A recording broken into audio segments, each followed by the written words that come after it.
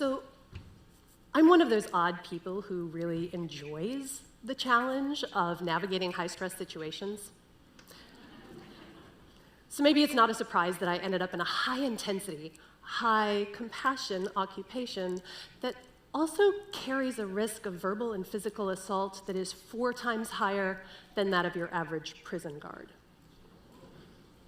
I'm an acute care nurse. And over the last 25 years, I've navigated thousands of emotionally charged, life or death conversations. I'd like to bring you with me to the ER for a moment. So all 21 beds are full. Several are in critical condition, and there are 15 people out in the waiting room who have been waiting for more than 2 hours. Your job is to go and tell the man harassing the receptionist that it's still going to be a while before his mom can be seen. But before you can even open your mouth, the man in question stands up, angrily points a finger at you and says, "You said she was going to be seen an hour ago. It's been 2 hours. Can't you see she's sick? What's wrong with you?" You are facing someone in the Blowfish Zone. And Blowfish isn't listening. See, millions of years of evolution have programmed us to consistently evaluate our environment for threats. And so when we're threatened or we're challenged, and it's getting worse, and they're not backing down, and we're ramping up, then suddenly, Blowfish Zone. The problem? Blowfish isn't listening. Blowfish can't listen or be logicked with, because Blowfish is about threat assessment and not critical thinking. Now, on some level, you already know that the rules are different when you're facing someone in the Blowfish Zone. Because even though you may not be able to tell me exactly what to say to make the situation better, I bet you can tell me exactly what to say to make it worse. 2 words, preferably said in the sweetest and most reasonable tone of voice possible. "Sir, I need you to..." Calm down. Yeah, has that ever worked? So why do we say it? Well, because it's obviously what he needs to do, right? But the second we tell someone to calm down, all we've really done is prove that we don't understand their threat. In fact, anything that we say that is directive or corrective in nature is likely to make the situation worse. Oh, but for the fastest route to a disaster, we need to back up to what this man in the ER just said to us. "What's wrong with you?" This is a trap. Do not fall for it. Because the second that you allow it to become about you, there will be 2 blowfish. Now, hundreds of studies have been done in medical and cognitive science on this topic, and it can be complex, but bear with me. I'd really like to share the statistical conclusions from those studies with you. 2 blowfish will never be the fastest route to a happy ending, ever. The chemical stew of adrenaline and cortisol and other stress hormones literally knock our brain into a different mode of programming, one in which we prioritize information that is about instincts, emotions, or sensory input. This shows up as the patient who just got a life-threatening diagnosis and then can't remember anything from the next hour except the art on the doctor's walls and the way that the hallway smelled. This is also the person who's screaming at you instead of having a calm discussion. So, what needs to happen differently? Now, this man in the ER did just tell me that I am incompetent, but if I give in to the urge to defend myself or to lecture him, the next people to join us will be hospital security. What we need to be able to concentrate on is figuring out a way to make the other person feel seen, safe, and understood. It's really about establishing safety. Back to the ER. "Sir, I see you're frustrated. Can you tell me what you're most worried about? Okay, you're worried that waiting is putting your mom in danger. I can't bring her back right away, but I can take her back into the triage and reassess her real quick and just make sure that she's safe to wait a little bit longer. And I promise if I see anything concerning, we'll find a way to get her back. You don't have to agree with the person. You don't even have to fix the problem. I didn't. I didn't get this man into a doctor's area to see a physician. But I did address his threat. Fight, flight, hide. In the Blowfish Zone, what we're really programmed to do is to act when threatened. Our inner blowfish would love the simplicity of simply throwing a spear at our ex to make them go away. I recommend you not try that.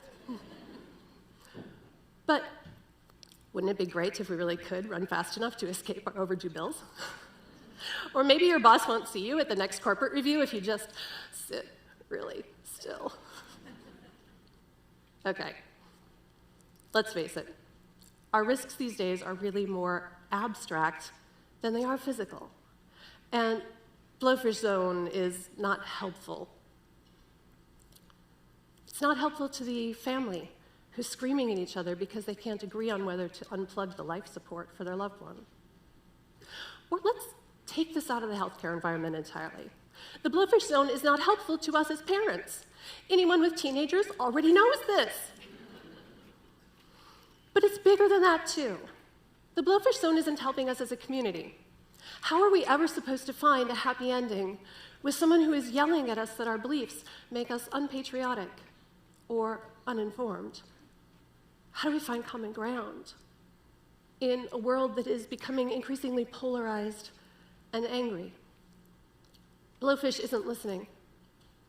Blowfish can't listen. And in a world that is saturated with information, media, advertising channels, politicians have figured out that the best way to capture our attention is to trigger our outrage. And there we are, spending more time in the Blowfish Zone, where we begin to see each other as enemies, instead of people who are perceiving and responding to different threats than what we are. No wonder we're having problems. The human species is not designed to spend the amount of time that we do in a threat assessment mode. And when it happens, we have a very logical response. We defend ourselves, and we stop listening. We hunker down with our tribe, those that we consider share our ideals and thus have our backs and will keep us safe. Did you catch that? Extreme tribalism, polarity, and division are signs of stress. We are spending so much time in a threat assessment mode that I would argue that our fight, flight, hide system has actually mutated into something very different. Something that looks more like numb, avoid, attack. Something that looks a bit more like this. What are we doing with our survival responses these days? We're pouring a drink or popping a pill. We're attaching ourselves to our screens and tuning out uncomfortable information. Or we're slinging verbal spears and unfriending one another on social media. What can we do different? The simplified version of what I would normally teach is that we start with understanding the symptoms of our own imminent blowfish response. When your stress level is climbing and you are nearing the Blowfish Zone, what happens? Do you talk louder, slam things down on the counter? Do your shoulders creep up to your ears? Learn your own signals. And then, what are 3 things you can do in under 5 minutes that will stabilize your emotions and deflate your inner blowfish? For me, I would take a shortcut. out the south end of the ER, out through the grass, and back in through the west side of the ER, just to remind myself of an entirely different world that lived outside of the chaos I was in. For you, maybe it's that you take a quiet moment, deep breathing in the break room, or a loud moment, screaming in your car. Or here's an easy one. Make a cup of hot tea or a glass of ice water. What you're looking for is sensory input that reminds you that you're safe.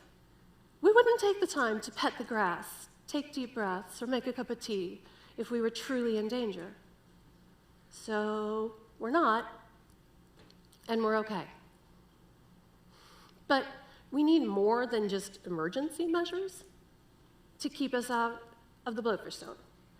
We also need ways to put safety routinely back into our lives. For me, most nights I climb into the hot tub with one of my kids, and we listen to the frogs, or we watch the stars. And I'm reminded of the things that I still have control over, the things in the world that are unchanging, the things that I have cause to be grateful for.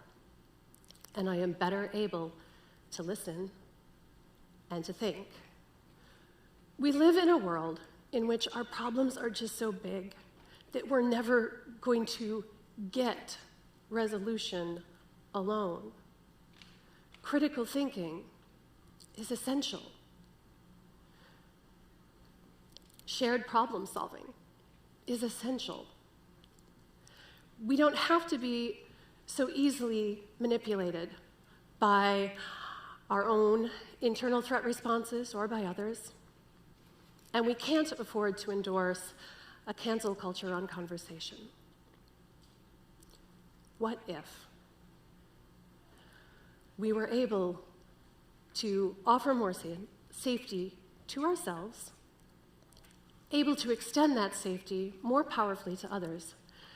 What if we just stopped telling people to calm down and instead actually made it possible for them to do so?